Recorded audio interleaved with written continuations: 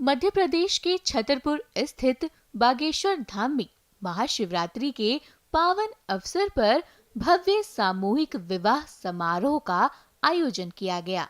इस दौरान 305 जोड़ों ने 7 फेरे लेकर अपने नए जीवन की शुरुआत की।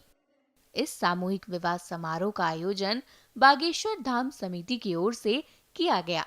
आयोजन में देश भर से संत, महात्मा और श्रद्धालु शामिल हुए। वर वधुओं का विवाह, उपहार और गृहस्थ जीवन के लिए आवश्यक सामग्री भी भेंट की गई।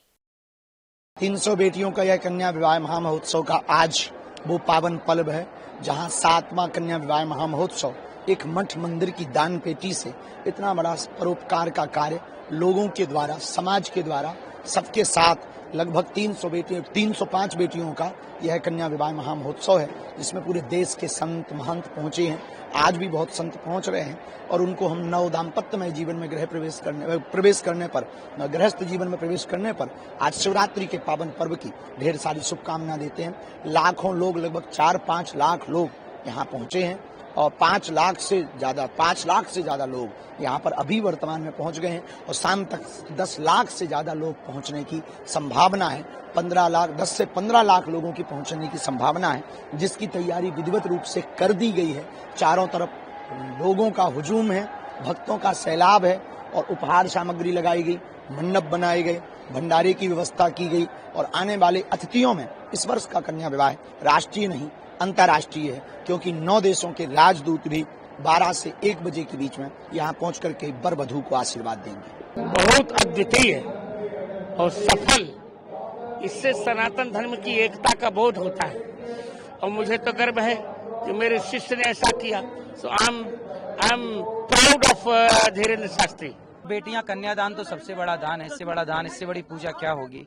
तो समाज को इन सबसे सीखना चाहिए कि संत देखो दिन रात काम करते हैं तो राष्ट्र के लिए कार्य करते हैं, अपने लिए कुछ नहीं करते, समाज के लिए। राष्ट्र का उत्थान कैसे हो, राष्ट्र का निर्माण कैसे हो, समाज को मैसेज सही कैसे प्राप्त हो, इसलिए पूज्य महाराज जी ने एक बेटियों का विवाह किया है। महाराज जी कहते हैं कि भाई जितने मंदिर हैं, मठ हैं, उनकी सबकी चढ़ोतरी से इस तरीके के काम होने चाहिए ताकि देश की बेटियों का भला हो सके। हाँ, बहुत सी बेटियां हैं देश में। बिल्कुल आप ठीक कह रहे हैं, होना चाहिए और मैं भी इसका साक्षी हूँ। और गौरी गोपाल आश्रम में भी हजारों बेटियों का विवाह करने का प्रयास है। अभी फिर 21 बेटियों का, फिर 51 बेटियों का, 100 बेटियों का। साल में हम लगभग 125-150 बेटियों का विवाह कर लेते हैं। हर जगह बेटियों का विवाह हो, कन्याओं का विवाह हो, गौ सेवा हो, सब चीजों की व्यवस्थाएं हो। आज एक पिता के लिए कैसा पल रहा होगा जहां 300 बेटियों को इस मंडप से? बिल्कुल, एक पिता के लिए तो दुखद होता है बेटी की विदाई, इसलिए बेटी की विदाई तो हर बाप के लिए, हर पिता के लिए दुखद होती है और वो हृदय का टुकड़ा है, जिगर का टुकड़ा।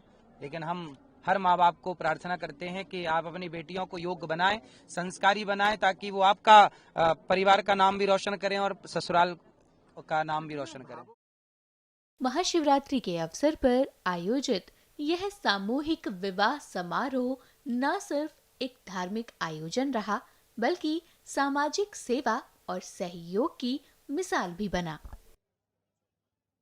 जितने भी संत इस पवित्र धारा पे आज आए हैं, मुझे लगता है कि हमारा भी सामूहिक विवाह में ही लग्न हुआ था, शादी हुई थी जब 3720 गरीब बच्चियों को विदर्भ में किसानों की बेटियों के साथ हमने भी तब शादी में सामूहिक विवाह में शादी की थी। और आज बागेश्वर धाम जी ने जो पवित्र एक सबसे बड़ा जो उनके फॉलोअर्स है, जो उनके भक्त है पूरे देश में, उनको एक बहुत बड़ा उद्देश्य उन्होंने जिंदगी में दिया है कि 7 स्टार में, 5 स्टार में तो हर कोई शादी कर सकता है, पर गरीब बच्चियों की शादी करके कन्यादान किसे कहते हैं, मुझे लगता है ये आने वाली पीढ़ी को सबसे बड़ा प्रेरणादायी रहेगा। आज जो बेटियां हैं उनको इस रूप में देखना, हम लोग सोचते हैं जैसे हमारा धर्म कहता है जब स्त्री पुरुष विवाह के बंधन में बंधते हैं वो साक्षात विष्णु और लक्ष्मी होते हैं।